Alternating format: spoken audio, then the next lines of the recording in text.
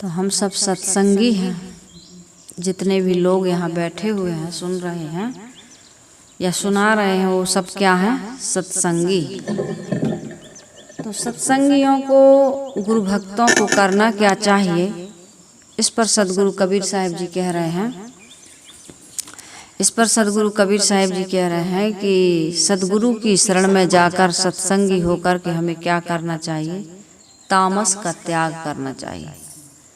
3 गुण होते हैं, एक रजोगुण, दूसरा तमोगुण और तीसरा सतोगुण, है ना। तो भाई सतोगुण में तो हमें हमेशा रहना है। सतोगुण का स्वभाव क्या है? रजोगुण का स्वभाव है क्रिया, तमोगुण का स्वभाव है, तमोगुण का क्या स्वभाव है?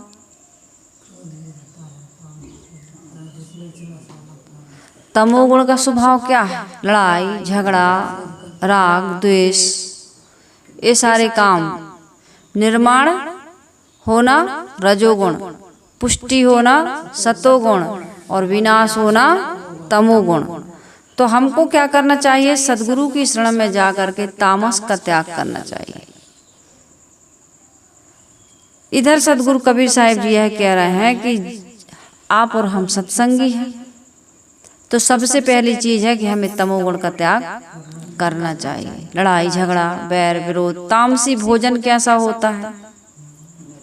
मिर्च मसाला है, उत्तेजना पैदा करने वाले, बासी खाने वाले, बदबूदार सड़े हुए खाने वाले, ये बताया है ना। तो आदमी मांस जो खा रहा है, शराब जो पी रहा, गुटखा जो खा रहा है, जितने भी मादक द्रव्यों का सेवन कर रहा है, क्या है? तामसी अभक्ष भोजन जिसे कहते हैं, जो हमें खाना नहीं चाहिए।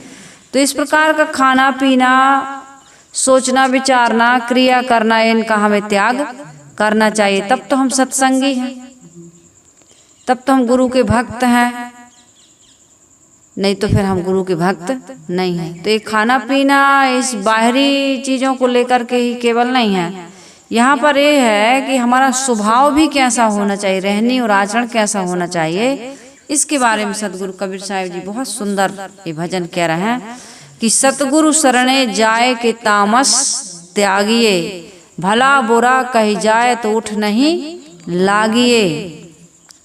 उठ लागे सो रार रार महानीच है, जे घट उपजय क्रोध सो घट मीच है। जो कोई गाली दे तो जवाब न दीजिए, जो कोई गाली दे तो जवाब न दीजिए। गल अमृत तेरे पास घोर क्यों न पीजिए, अमृत फल लिए हाथ रुचे नहीं रार को। स्वान को यही स्वभाव गहे पुनि हाड़ को, जाके जवन स्वभाव छुटे नहीं जीव सो। निम्न मीठी होए सींचे गुड़ घीव सो, माला तेरे हाथ कतरनी काख में। आग बुझी मत जान दबी है राख में। काह भय है बात, काह भय है बात कहे तेरे पीव को। ऊपर के सब बाद फले तेरे जीव को। कहें कबीर विचार समझ मन भावना, हंस गए सतलोक बहुर नहीं आवना। सदगुरु कबीर साहिब के बताए अनुसार यदि हम जीवन जी रहे हैं तो हम कहाँ पहुँच जाएंगे? सतलोक पहुँच जाएंगे, और फिर दोबारा इस संसार में, इस मृत्यु लोक में, इस दुखालय शाश्वतम संसार में, देह के नाते रिश्ते संबंध में हम उलझेंगे नहीं। तो इसलिए सदगुरु कबीर साहिब जी कह रहे हैं सदगुरु शरणे जाए के क्या काम करो? एक काम करो, तामस त्यागिए। सदगुरु की शरण में जो व्यक्ति समर्पित हो जाता है उसे कहते हैं साधक। साधना क्षेत्र में चलने वाले व्यक्ति को कहते हैं साधक। साधक का काम ही होता है अपने आप को साधना। तो अपने आप को कैसे साधें? अपने मन को साधिए, अपनी इंद्रियों को साधिए, सुबस बनाइए। साहिब कह रहे हैं तुम एक काम करो, सबसे पहला काम क्रोध का त्याग कर दो। क्रोध सबन को काल है, क्रोध ही है जंजाल। शिव दुर्वासा क्रोधवश बहुते भय बेहाल।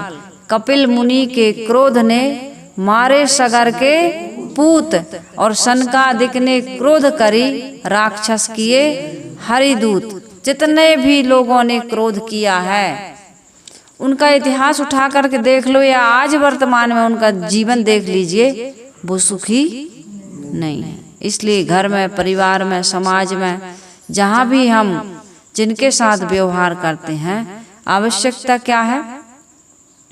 क्रोध के त्यागने की। जहाँ क्रोध है वहाँ काल है। क्रोध सभी को काल है। हमारे लिए काल कौन बना हुआ है? क्रोध। क्रोध में हम ऐसा बोल जाते हैं, ऐसा कर जाते हैं, थोड़ा सा 1-2 सेकंड का क्रोध भी हमारे जीवन को पूरा तहस नहस कर देता है। ऐसे इसकी मैंने कई उदाहरण दिए हैं आप लोगों को।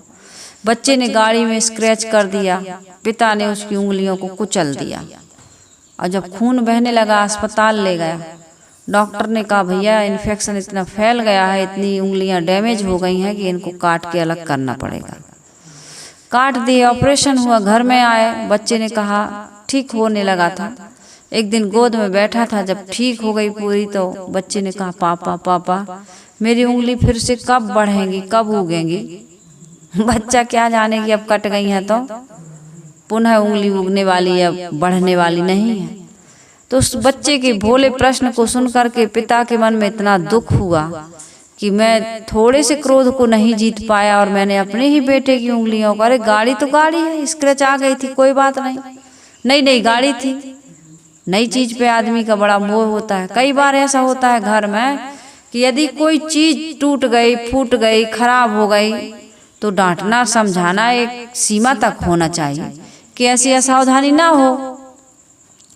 इसके लिए डांटा जाता है, समझाया जाता है, कुछ कहा जाता है, लेकिन इसका मतलब ये तो नहीं कि चीज थोड़ी सी खराब हो गई तो आदमी के हाथ पैर ही तोड़ दो, संबंध नाता रिश्ता ही तोड़ दो, उसके दिल को ही तोड़ दो। इस प्रकार से व्यवहार नहीं करना चाहिए। पिता को इतना दुख हुआ कि वो जा कर के गाड़ी को ठोका पीटा, उसके बाद में भी उसे संतोष नहीं मिला कि मुझे इतना क्रोध आया तो मैंने अपने बेटे की उंगलियों को ही कटवा दिया, मेरी वजह से बच्चे की हाथ की उंगली कट गई, जाके फांसी से वो लटक गया। कई बार ऐसे होता है कि आदमी क्रोध नहीं संभाल पाता है, दूसरों से लड़ लेता है, झगड़ लेता है, कुछ ऐसी बात कर लेता है, संबंध टूट जाते हैं गुस्सा में। कितनी पति पत्नियों का घर बर्बाद हो जाता है, कितने माता पिता बच्चों से उपेक्षित होता है, कितने बच्चे माता पिता के उपेक्षा का शिकार हो जाते हैं। मित्र मित्र में संबंध, भाई बहन, जहाँ कहीं भी एक क्रोध के कारण से आदमी दुखी है। तो इसलिए सतगुरु कबीर साहब जी कहते हैं कि सबसे पहले क्या करो, सतगुरु शरणे जाए कि तामस त्यागिए। साहिब कहते हैं यदि कोई हमको भला बुरा कह जाता है तो क्रोध में हमको चिढ़ करके झुंझलाहट आदि का स्वभाव, एक तामसी स्वभाव है, इसका हमें त्याग कर देना चाहिए। उसमें क्रोध में आकर के, झुंझलाहट में आकर के अपने व्यवहार को, अपने मन को, वाणी को गंदा नहीं करना चाहिए। भला बुरा कही जाए तो उठ नहीं लागिए, उठ लागे सो रार, रार महा नीच है, जेहि घट उपजे क्रोध सोई घट मीच है। उसकी आंख मुंद गई, फिर उसको भला बुरा अपने जीवन का भविष्य, सुंदर भविष्य नहीं दिखता है। क्रोध में आदमी कहता है, विवेक और विचार खो देता है, कहता है जो होगा सो देखेंगे। उसके अंदर ये विचार ही नहीं आता। मैंने अभी जो कहा ना कि क्रोध सबन को काल है, सबका काल बन जाता है। काल समझते हो? काल का नाम लेते ही आदमी भैया वो तो काल ही काल मड़रा रहा है इनके ऊपर। तो ऐसा काल मड़रा रहा है कि क्या बताएं। काल को तो काल था भैया, लेने आया था।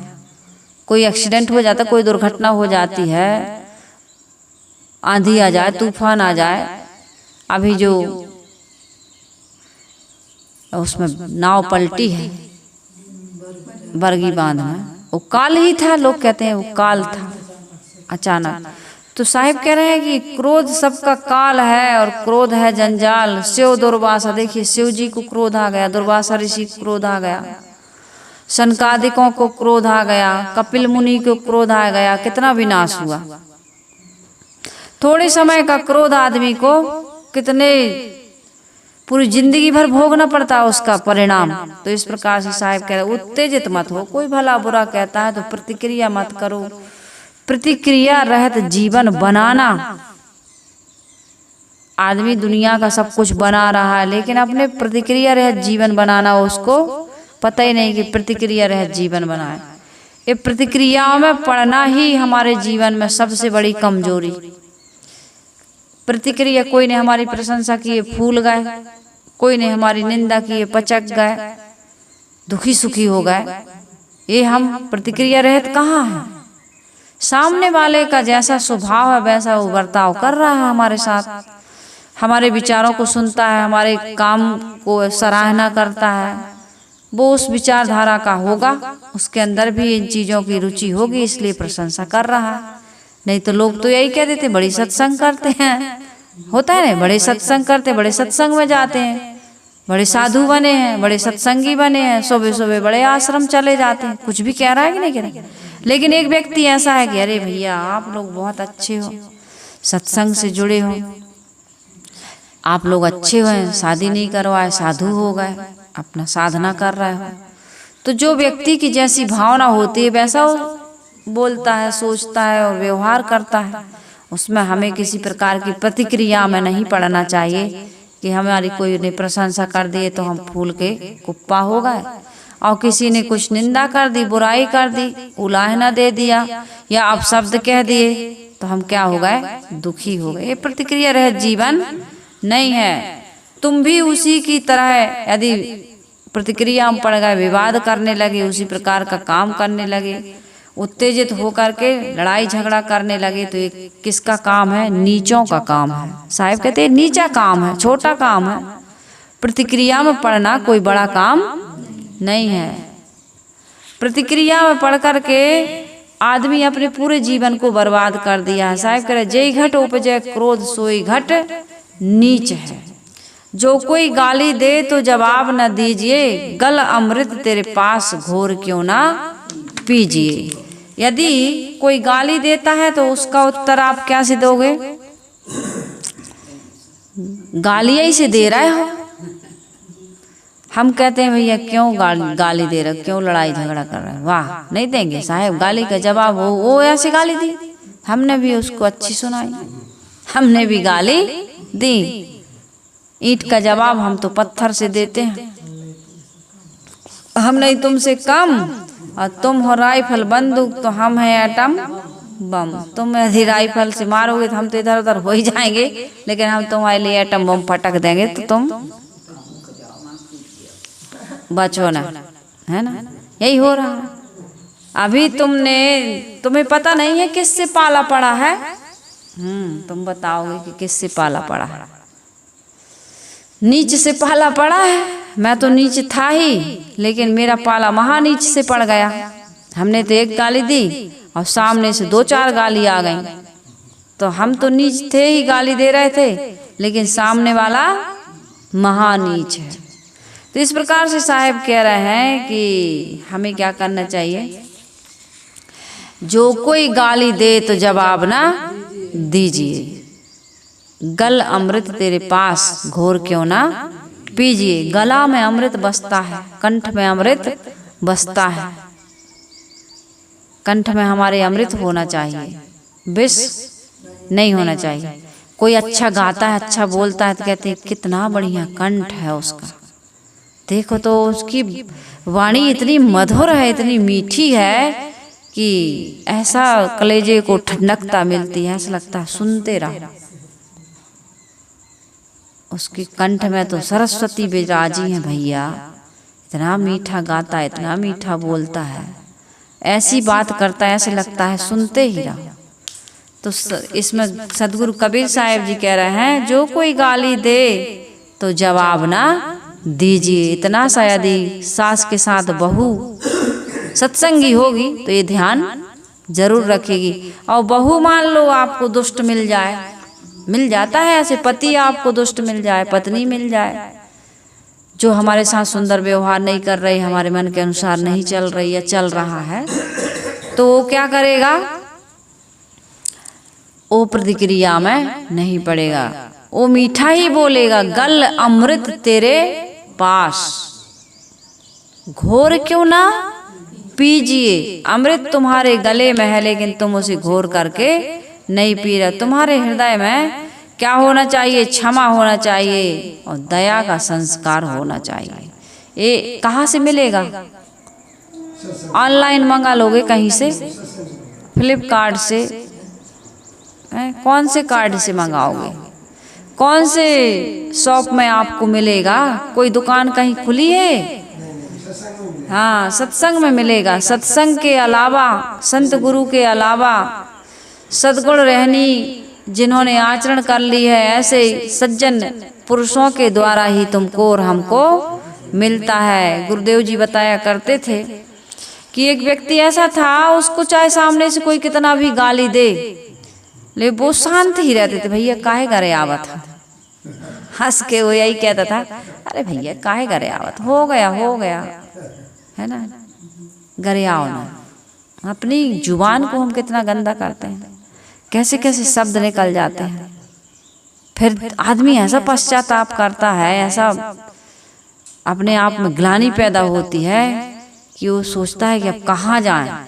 और चाहे फिर तुम गंगा जाओ, चाहे तुम यमुना जाओ, चाहे नर्मदा नदी में नहाओ, चाहे तुम पूजा करो, चाहे व्रत करो, चाहे उपवास करो, चाहे दान करो, पुण्य करो, धर्म करो, और यहाँ तक, ये तो बहुत दूर की बात मैंने कह दी, ये बहुत छोटी बातें कह दी। बड़ी बात क्या है कि आप जिसको आपने अपशब्द कहा उसके पैर पड़ जाओ, लौट के माफी मांगो, फिर भी कलेजे को ठंडकता नहीं मिलती। सामने वाला भले माफ कर भी देता है, फिर भी ऐसे लगता है, कहते ना रही मन धागा, बोलो रही मन धागा मत तोड़ो चटकाए, और टूटे से फिर और जुड़े तो गांठ पड़ जाए, वो गांठ हमेशा बनी रहती। हाँ, ऐसे बोला था। इनके मन में हमारे प्रति इतनी कटुता है, वो तो हमको पता चल गया। इनके बोलने से हमको मन में नहीं होता हमारे प्रति ऐसा भाव, तो कैसे बोल देता, ऐसा सोचते हैं हमारे प्रति। क्रोध में आदमी के अंदर की भावना उछल के बाहर आ जाती है। क्रोध नहीं रहता तो दबा के रखता है, तो अंदर का भाव क्रोध में, यानी कि हम उस समय अपने आप को संभाल नहीं पाते। ऐसी स्थिति में हमारे मन के भाव प्रकट हो जाते हैं। तो इसलिए हमको क्या करना चाहिए? गल अमृत तेरे पास, क्षमा का संस्कार, दया का संस्कार। सामने वाला कुछ भी, जो कोई गाली दे तो जवाब ना दीजिए।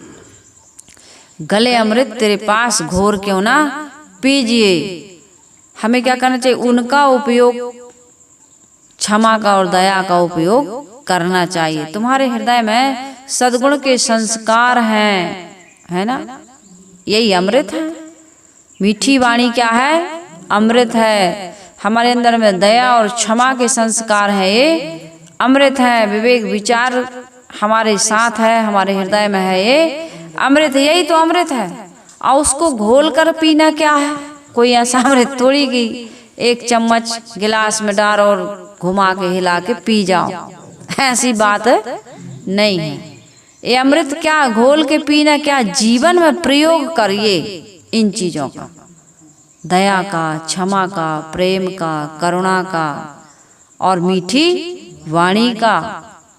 जीवन में आप और हमको प्रयोग करना पड़ेगा, इनको पैदा करना पड़ेगा, इनका प्रयोग करना पड़ेगा। जितना जितना प्रयोग करेंगे उतना उतना ये बढ़ते जाएंगे, और जितना जितना हम इनको नहीं प्रयोग करेंगे, प्रयोग में नहीं लाएंगे, जंग लग जाएगी। कहते हैं ना, आज के समय में जितने भी इलेक्ट्रिक साधन है, कहते हैं भैया इनका उपयोग, इलेक्ट्रिक साधन ही नहीं, जितनी भी चीजें हैं आप उनका उपयोग नहीं करोगे तो वो जंग लग जाएगी उसमें। हमारे जीवन में हम कितना दया का उपयोग कर रहे हैं, कितना क्षमा का उपयोग कर रहे हैं, कितनी मीठी वाणी का उपयोग कर रहे हैं, कितने प्रेम का उपयोग कर रहे हैं। जितना जितना उपयोग, प्रेम बढ़ाने से बढ़ता है और नफरत भी बढ़ाने से बढ़ती है। थोड़ी थोड़ी नफरत रोज बढ़ती जा रही, घर में, परिवार में, नाते रिश्तों में, इनके बीच में क्या बढ़ रहा है? थोड़ी थोड़ी नफरत, थोड़ा थोड़ा बैर विरोध, थोड़ी थोड़ी घृणा, थोड़ी थोड़ी ईर्षा, ये सारी चीजें थोड़ी थोड़ी धीरे धीरे धीरे धीरे धीरे बढ़ती जा रही, तो इनको डाउन करिए। दया को थोड़ा थोड़ा बढ़ाइए अपने जीवन में, क्षमा को थोड़ा थोड़ा बढ़ाइए अपने जीवन में, प्रेम को थोड़ा थोड़ा बढ़ाइए अपने जीवन में।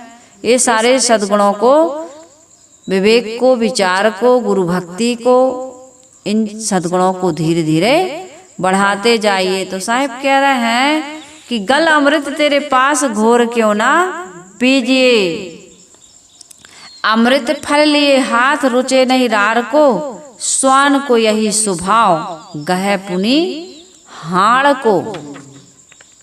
बड़ा सुंदर, बड़ा मार्मिक ये पद है। इसको हमारे अभी वर्तमान के गुरुदेव जी बोलते रहते हैं, कई संत बोलते हैं। तो यहाँ पर मैं ये कह रही, किसी के हाथ में अमृत का फल हो, अमृत का फल, अमृत सुन के ही बहुत अच्छा लगता है। यद्यपि किसी ने देखा नहीं, किसी ने इसको चखा नहीं, लेकिन अमृत भौतिक दृष्टि से या कहीं किसी को देखने को मिला क्या? सुने बस है। अमृत बाहर है ही नहीं, जहर मिल जाएगा इस संसार में, लेकिन अमृत न आज तक किसी को मिला है बाहर से और न मिलने वाला है। लेकिन साहिब यहाँ कह रहे हैं किसी के हाथ में अमृत का फल है, परंतु कलह प्रेमी को वह अच्छा लगता नहीं। शांति ही तो अमृत है, प्रेम ही तो अमृत है, मीठी वाणी ही तो अमृत है, सद्गुर सद आचरण ही तो अमृत है। लेकिन इसको हाथ में है, मतलब हमारे जीवन में बिल्कुल सहज उपलब्ध है, लेकिन हम इसका रसास्वादन नहीं कर रहे, इसको चख नहीं रहे, जानते नहीं है कि हमारे पास अमृत है। क्यों नहीं जानते? अमृत का फल, अमृत का स्वाद हम क्यों नहीं चखे? क्योंकि हमारे जीवन में तो कलह है, हमारे जीवन में तो कलह है। इसलिए साहिब कह रहे हैं कि अमृत फल लिए हाथ रुचे नहीं रार को, रार करने वाले को, लड़ाई झगड़ा करने वाले को, राग द्वेष करने वाले को, बैर विरोध करने वाले को, हिंसा हत्या करने वाले को, नशा दुर्व्यसन करने वाले को, नफरत करने वाले को ये अमृत दिखता नहीं है। इसलिए साहिब कह रहे हैं अमृत फल लिए हाथ रुचे नहीं रार को, उसको अच्छा नहीं लगता शांति, उसको अच्छा नहीं लगता प्रेम। कहते हरे नहीं दो, तुम्हारा ज्ञान तुम्हारे पास रखो। ऐसे लोगों से प्रेम करेंगे हम? ये सास से, इससे बहू से, इससे पति से, इससे हम कभी प्रेम अब कहाँ कर पाओगे प्रेम?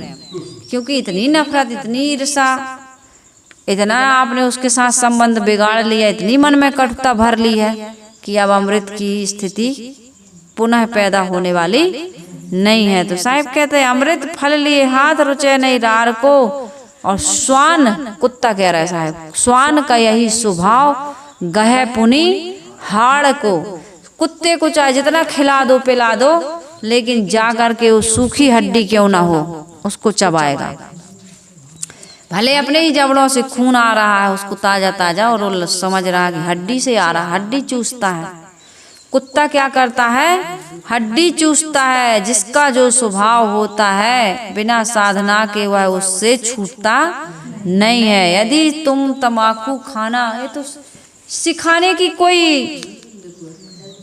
कोई स्कूल कॉलेज नहीं है, कोई कोचिंग सेंटर नहीं है, फिर भी आदमी दारू सीख जाता है, बीड़ी सीख जाता है, सिगरेट सीख जाता है, गाली सीख जाता है, कितने कितने घृणित निंदित कार्य सीख जाता है।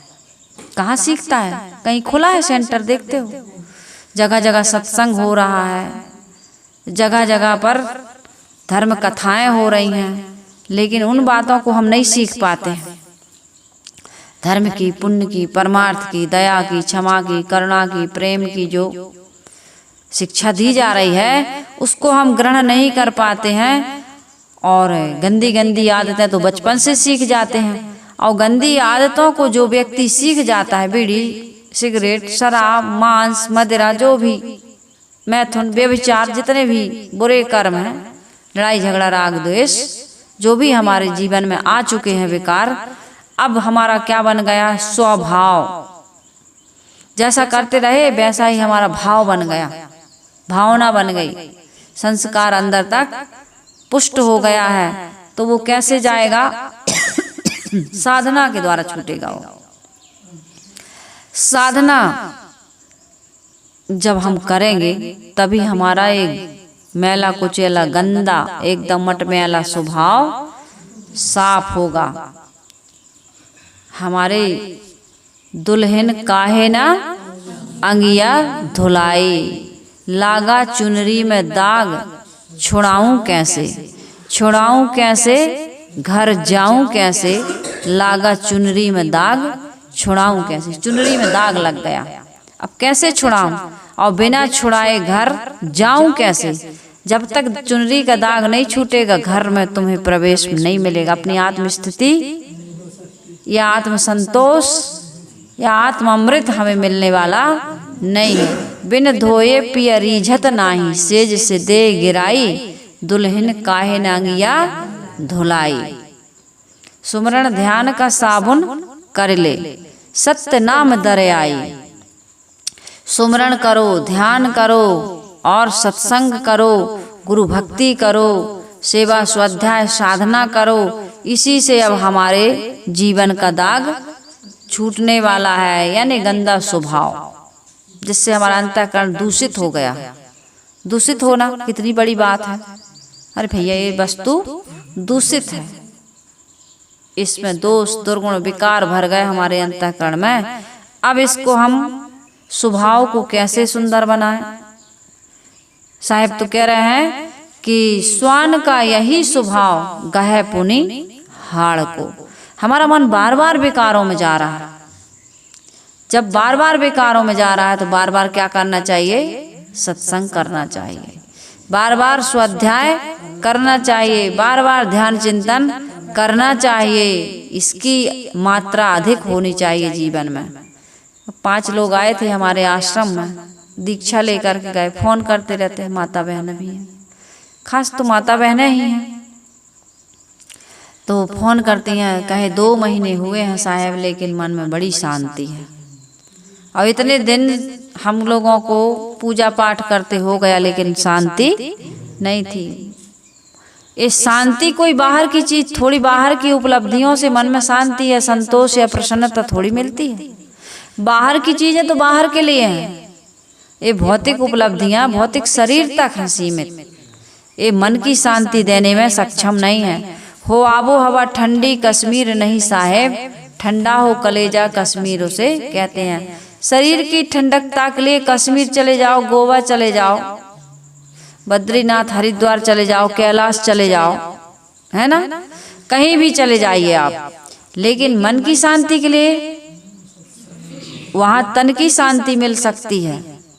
यानी कि ठंडी है तो कंबल ओढ़ करके बैठ जाइए, एसी चालू कर लेते ना, टेम्परेचर के अनुसार आप हीटर वगैरह चला सकते।